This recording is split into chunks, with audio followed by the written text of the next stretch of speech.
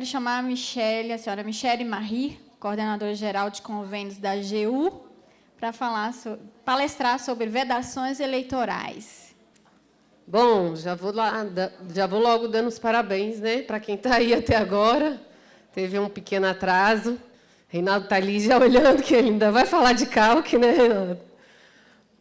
Nem vou falar boa tarde, vou falar boa noite aqui, né? Boa noite para todos e para todas. Agradecer aí, primeiro, o convite da Regina. Regina é parceira total lá na Câmara Nacional de Convênios da Consultoria Geral da União.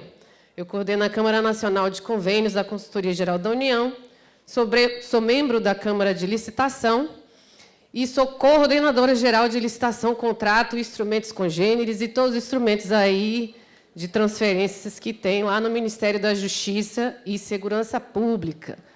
Então, Márcio, o pessoal do carro preto aí é assessorado lá no Ministério da Justiça. E aí, eu trabalho com essa área de transferências voluntárias, de contratação pública, desde 2007. Então, essa parceria aí com o pessoal do Departamento de Transferências da União já é antiga, tá? Eu quero agradecer a todos os meus colegas aí anteriores que palestraram, Márcio, Erickson, Esaú, Tâmara, aprendi demais. Isso é uma realidade. Quando a gente é convidada para esse tipo de evento, a gente aprende bastante. Bom, vamos iniciar aí. Eu vou tentar ir rapidinho aqui. Para quem ficou, vocês vão ter bastante informações e informações interessantes, porque a gente está em ano eleitoral.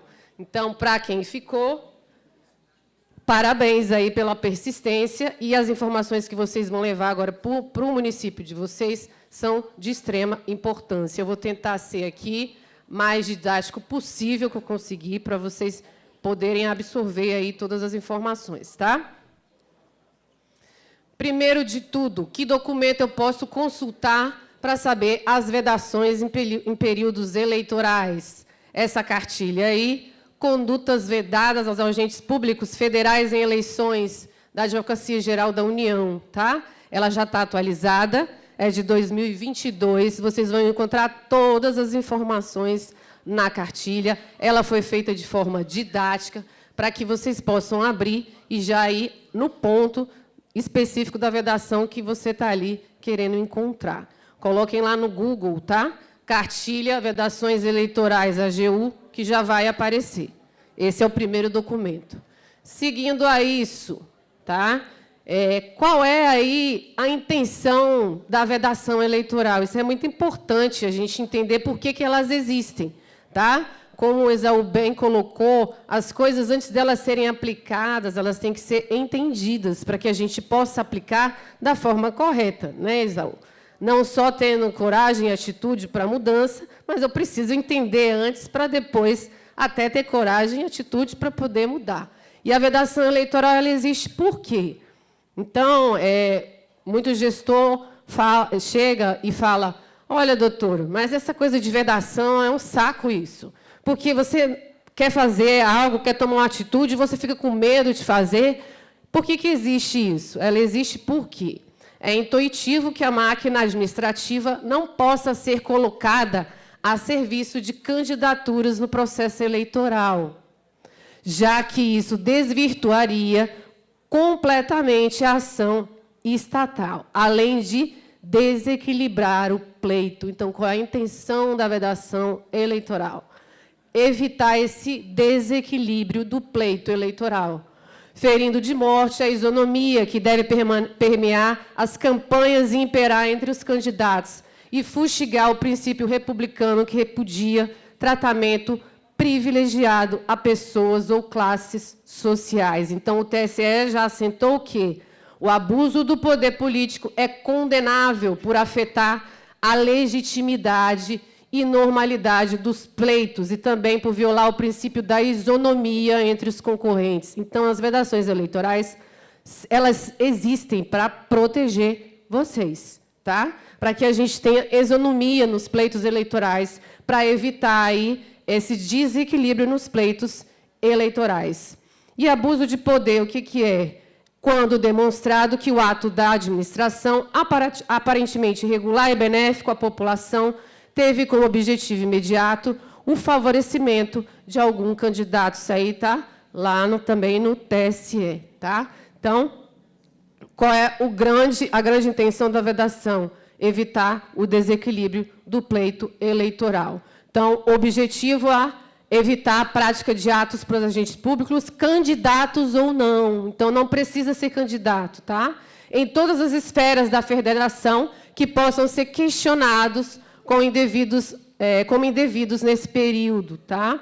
Ou em relação aos quais se possa alegar transbordamento da ordem legalmente estabelecida para o pleito eleitoral e potencial influência na lisura. Então, vamos ficar com isso daí, tá? Que é evitar aí, para que a gente tenha a lisura aí do pleito eleitoral, por isso que as vedações eleitorais existem. Então, está ali evitar desequilíbrio na isonomia necessária entre os candidatos que violem a moralidade e a legitimidade das eleições. Deixo aí para consulta de vocês também a resolução do TSE 23610, 18 de dezembro de 2019, com as alterações dessa outra resolução, que vai tratar aí sobre propaganda eleitoral, utilização e geração do horário gratuito e condutas ilícitas em campanha eleitoral. Posso fazer consulta ao TSE? Tá, já que eu não sei o que é vedado ou não, eu posso consultar o TSE? Inciso 12, artigo 23 do Código Eleitoral. Tá? Compete privativamente ao TSE responder sobre matéria eleitoral. Então, eu posso consultar o TSE, se for sobre matéria eleitoral. Consultas que lhe forem feitas em tese por autoridade com jurisdição federal ou órgão nacional de partido político. Então, aqui eu posso, em tese, e não, no caso concreto, consultar o TSE. Tá bom, agora a gente vai passar para uma outra parte. O que é agente público, então, para a lei das eleições, a chamada Lei 9.504 de 97, para os efeitos deste artigo 73, parágrafo 1º da Lei das Eleições, quem exerce, ainda que transitoriamente ou sem remuneração, por, olha só a amplitude do artigo, tá? Por eleição, nomeação, designação, contratação ou qualquer outra forma de investidura ou vínculo, mandato, cargo, emprego ou função nos órgãos ou entidades da administração pública, direta, indireta e fundacional. Para vocês terem ideia, até um estagiário entra aí nesse conceito de agente público para a lei das eleições, tá? Tamanha é a amplitude que a lei trouxe para o conceito de agente público. O princípio básico, então, que tem que nortear as condutas dos agentes públicos no período da eleição, está lá no artigo 73, caput. São vedadas condutas tendentes a afetar a igualdade de oportunidades entre candidatos nos pleitos eleitorais. Então, até aqui a gente viu, e agora tem certeza, que o objetivo da lei das eleições, o objetivo das vedações eleitorais é esse aí, vedar condutas tendentes a afetar a igualdade de oportunidades entre os candidatos nos pleitos eleitorais. Tá bom, mas e as condutas vedadas? Precisa comprovar dolo ou culpa? Elas dispensam comprovação de dolo ou de culpa, sendo cláusulas de responsabilidade objetiva. Então, quando a gente chama de responsabilidade objetiva, é porque eu não preciso comprovar nem o dolo, nem a culpa da conduta, tá? Torna-se, portanto, desnecessária a análise da potencialidade lesiva para influenciar o pleito. Olha lá, mais uma vez, TSE. As condutas vedadas da lei das eleições constituem-se em espécie do gênero abuso de autoridade. Então, eu tenho o abuso de autoridade e as condutas vedadas são espécie desse gênero abuso de autoridade. Então, afastado o abuso de autoridade, considerados os mesmos fatos, resultam afastadas as condutas vedadas, por isso que é espécie do abuso de autoridade. O abuso do poder de autoridade é condenável por afetar a legitimidade e normalidade dos pleitos, e também violar o princípio da isonomia entre os concorrentes. Tá? Vou passar aqui. Quem tiver, pode tirar print aí, só para poder andar aqui com o tempo. Então, vamos entrar aqui nas vedações eleitorais específicas para as transferências voluntárias de recurso público. Então, 73.6, a linha A da Lei das Eleições, ele vai trazer qual é a conduta. Realizar a transferência voluntária de recursos da União aos estados e municípios, sob pena de nulidade de pleno direito, ressalvados os recursos destinados. Vamos prestar bem atenção nessa parte aqui, porque ela está trazendo exceção. Então, qual é a regra? Eu não posso realizar a transferência voluntária de recurso para a União, Estado e município. Tem ressalva? Sim. Ressalvados os recursos destinados a cumprir obrigação formal pré-existente para execução de obra ou serviço em andamento e com cronograma pré-fixado, e os destinados a atender situações de emergência e de calamidade pública. Qual é o período que eu não posso fazer essa transferência, realizar essa transferência voluntária? Nos 3 meses anteriores à eleição. Ou seja, a vedação conta a partir de 2 de julho, que, por um acaso, já está chegando, né, gente? Então, em relação à transferência voluntária, a gente vai dar só um en passant aqui, nesse macrosistema, para a gente entender aqui qual o sentido de transferência voluntária que eu estou querendo dar. Tá? Então, o primeiro que a gente tem é o 116 da 866, a gente tem a Lei Complementar 101, artigo 25, a gente tem o Decreto 6170, a gente tem a Portaria Interministerial 424, a gente tem a LDO deste ano, 14194, e a 14133, no artigo 84. A 14133 é o quê? Nova Lei de Licitações e Contratos. Para vocês que são de município, a lei também vai atingi-los. Então, se vocês ainda não leram, comecem a ler, porque ela começa a valer em abril do ano que vem. Tá? E comecem a capacitar os seus servidores. Então, gestores comprometidos e competentes já começam antes a trabalhar com essas alterações. O Márcio, eu acho que foi o Márcio que falou aqui que os estados estão aderindo ao Comprasnet.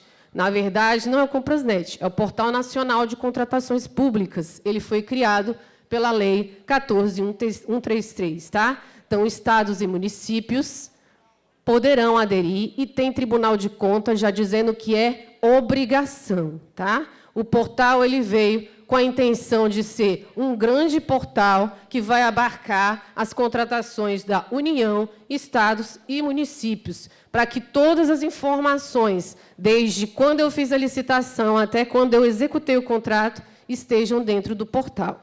Então, essa lei 14.133, ela vem lá no 8.4 dizendo que aplica-se também as disposições dessa lei no que couber e, na ausência de norma específica, aos convênios, acordos, ajustes e outros instrumentos congêneres, celebrados por órgãos e entidades da administração. Só que ela vai me dizer o quê? Na forma estabelecida em regulamento do Poder Executivo Federal.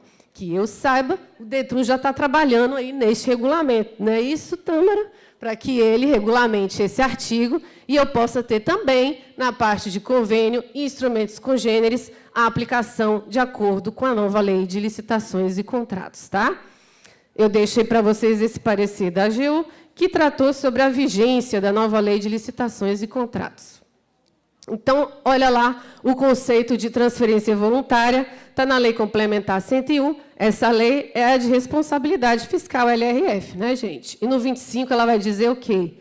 Que é entrega de recursos correntes. Que exemplo que eu tenho de recursos correntes? Arrecadação de impostos, taxas, contribuições provenientes da contratação de empréstimos, financiamentos obtidos junto a entidades estatais ou privadas, internas e externas, alienação de bens. A outro ente da federação, ou recursos correntes ou de capital. Né? Ali, como exemplo de recurso de capital, desculpa, gente, recurso corrente, vamos voltar, arrecadação de impostos, taxas, contribuições de melhoria, contribuições sociais, receitas imobiliárias ou de concessões e permissões. Esses são os recursos correntes. Mas eu posso ter também recurso de capital para que eu possa fazer o repasse desse recurso por meio de transferência voluntária, tá? Para Estado e município. No recurso de capital, a gente tem ingressos provenientes de contratação de empréstimo, financiamento, junto a entidades estatais ou privadas, internas ou externas, e alienação de bens. E eu vou entregar esse recurso a outro ente da federação, a título de auxílio, cooperação ou assistência financeira, desde que não decorra de determinação constitucional, legal ou destinada ao Sistema Único de Saúde.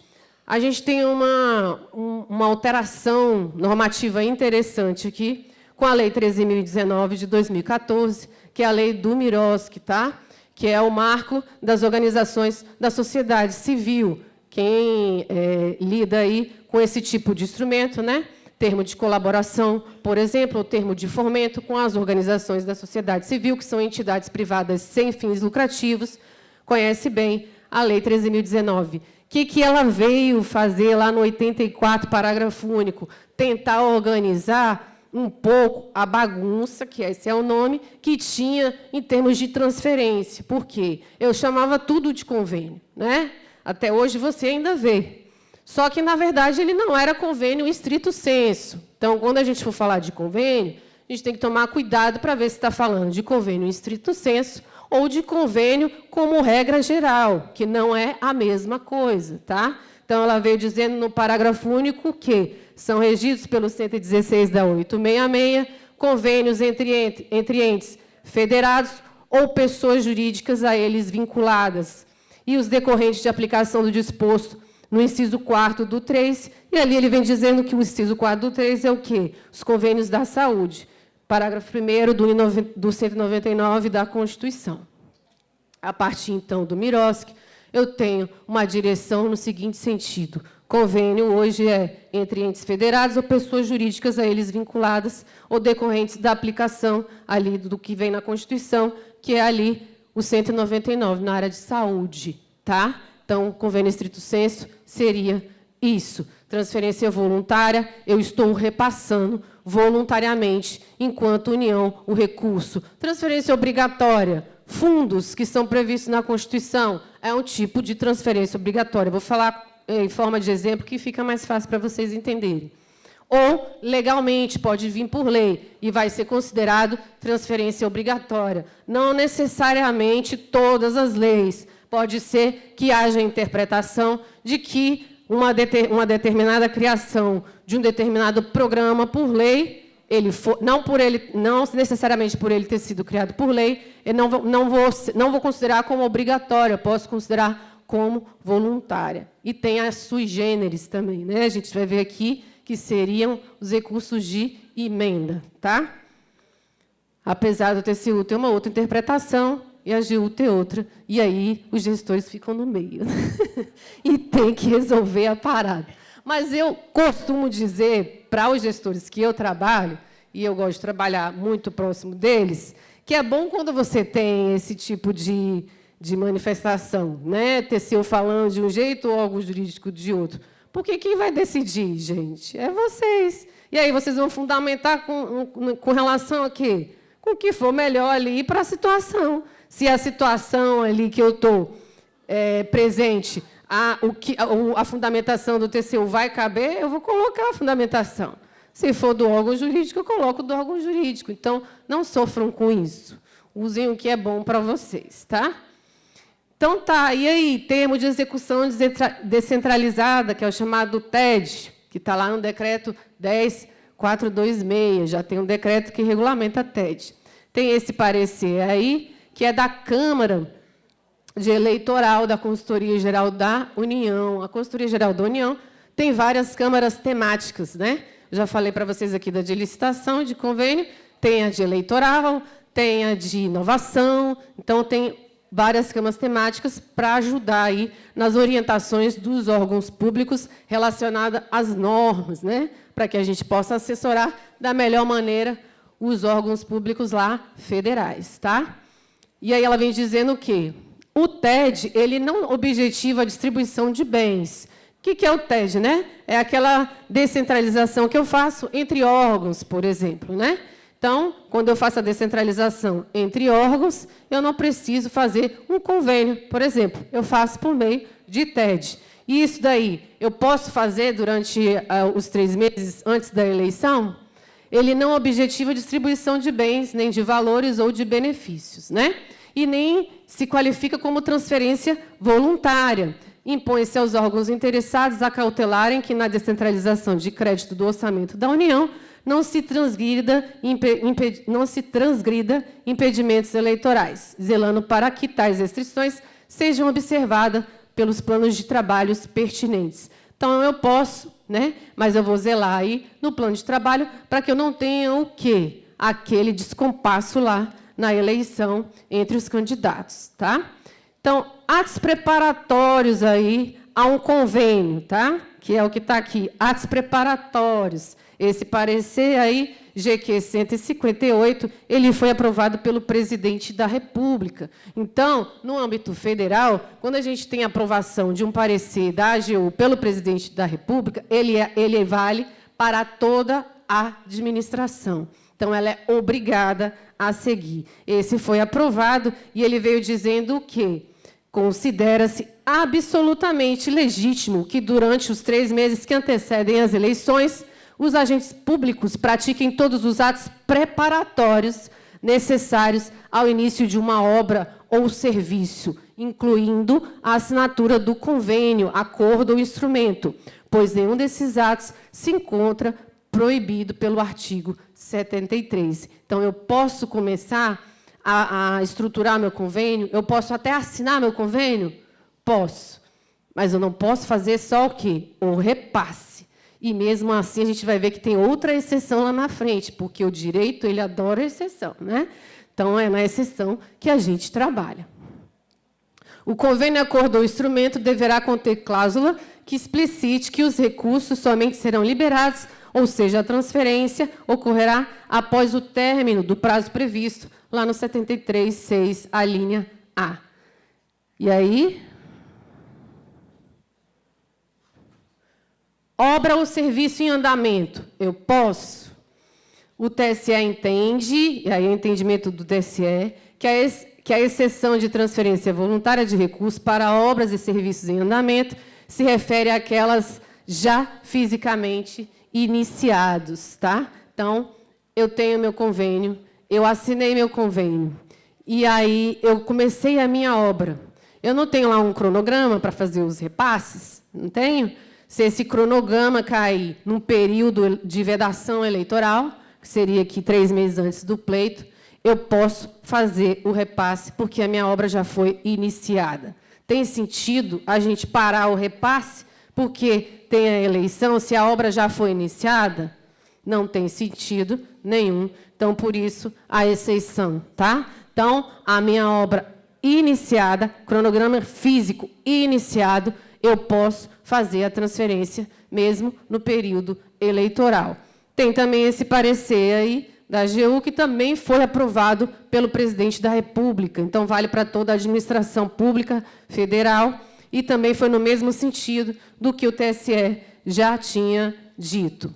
E transferência após a situação de emergência ou estado de calamidade. Durante a situação de emergência ou estado de calamidade, eu posso fazer a transferência, porque é exceção legal.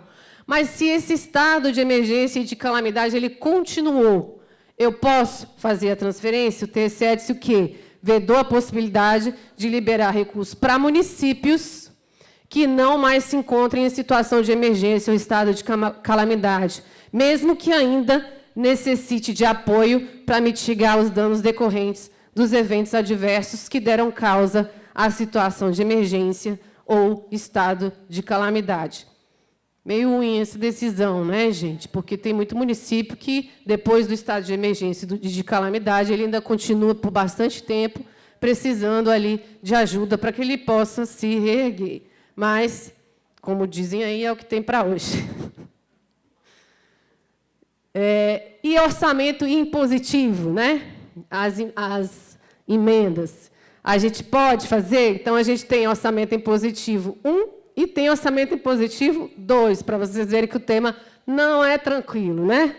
Mesmo que haja previsão na LDO do denominado orçamento impositivo, ou seja, a obrigatoriedade da execução orçamentária e financeira de forma equitativa da programação incluída por emendas individuais em lei orçamentária, que saía a definição do orçamento impositivo, esse não torna as transferências voluntárias em obrigatórias. Então, para a interpretação que foi dada, o orçamento impositivo seria transferência voluntária, tá? A transferência voluntária tem a natureza de ato jurídico bilateral, de modo que não basta a União ter imposição de execução orçamentária e financeira para ser efetivada. Deve também o outro ente anuir com o recebimento dos recursos. Então, essa aí é a justificativa para considerar o orçamento impositivo como transferência voluntária, tá? Transferência voluntária e orçamento impositivo 2. O TCU, nesse acordo